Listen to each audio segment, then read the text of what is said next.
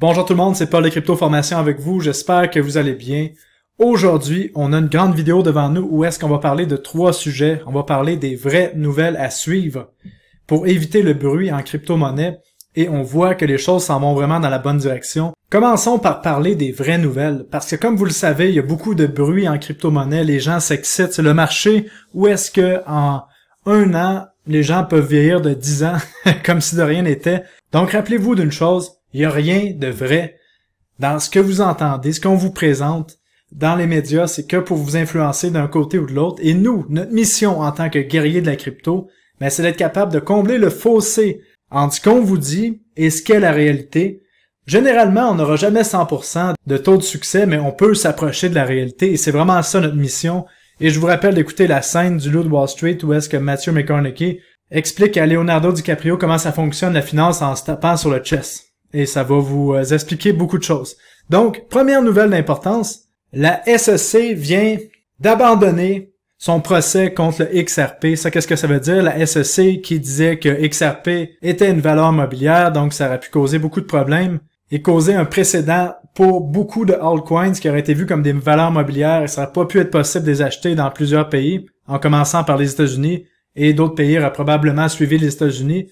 Et là, la SEC vient d'abandonner. Donc ça veut dire que c'est feu vert pour les altcoins. Et sérieusement, c'est massif. Même les gens sous-estiment la valeur de ce qu'on vient de voir en ce moment.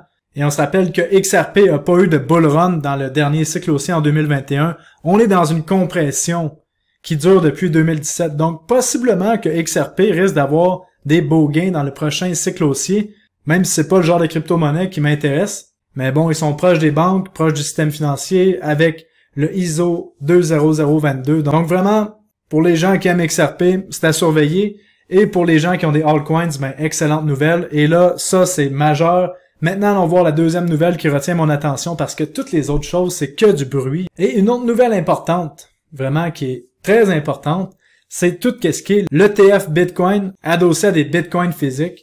Et ça, qu'est-ce que ça veut dire? Pourquoi il est si important l'ETF Bitcoin alors que je vous disais que l'ETF adossé au contrat futur en 2021 allait causer un crash du marché et que ça allait être l'outil de manipulation ultime au niveau du Bitcoin?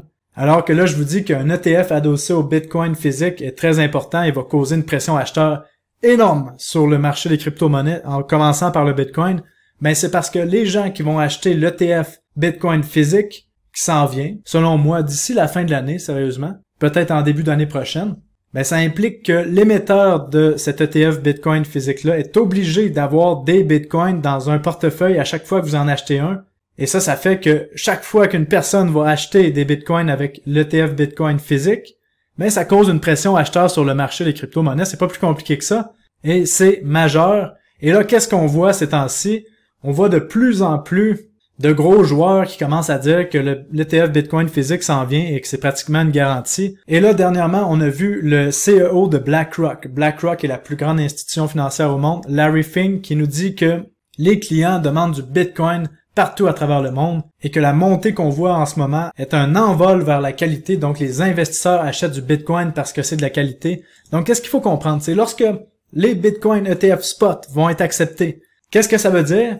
C'est qu'on va avoir les meilleurs cheerleaders, les meilleurs pom-pom girls au monde, dont Larry Fink. On va voir les meilleures équipes marketing au monde de BlackRock, VanEck, Valkyrie, qui vont se mettre à faire la promotion de Bitcoin comme vous avez jamais vu. Tous les influenceurs crypto que vous pensez qui sont extraordinaires pour faire la promotion de Bitcoin, ça va être rien à comparer de ce qu'on va voir.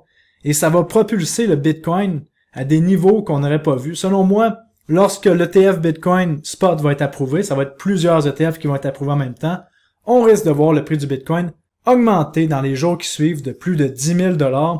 Et ça, ce n'est que mon analyse. Si on va voir des firmes comme CryptoQuant qui nous dit que le lancement des ETF Bitcoin Spot va causer l'entrée de 150 milliards de dollars de nouveau capital dans le marché du Bitcoin et ça va se transférer dans le marché des crypto-monnaies. Donc, selon lui, 150 milliards de dollars, ça fait en sorte que le prix du Bitcoin pourrait doubler, donc aller déjà autour des 60 000 $. Et ça, c'est quand même assez rapidement après que les ETF Bitcoin sont acceptés.